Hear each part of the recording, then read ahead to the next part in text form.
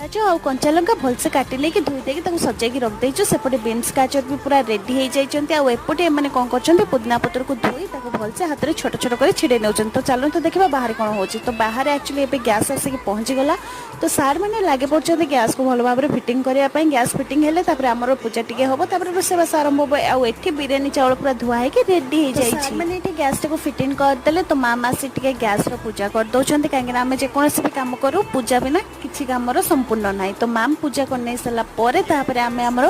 रोषे कमटा start करूँ जेहेतु माम को पूजा सरीगला तो समस्ते ये देखो बहुत एक्साइटेड है ठिया होती सार टे हाई हाई कर दियो मो वीडियो कहीं आम लोक मैंने मो सब्सक्राइबर मैंने बहुत भल पाते आम समस्त को हाँ आपण मैंने वीडियो देखी देखी चली जाते लाइक करना चैनल को सब्सक्राइब करना मत कमेंट मध्यम किसी भी मेसेज करना तो मुझे कमेंट को निहाती अपेक्षा कली तो देखो ये आम बर्तन धोई नहीं भल भाव में रेडी कर दीपट साइड में बसेदलु कहीं गोटे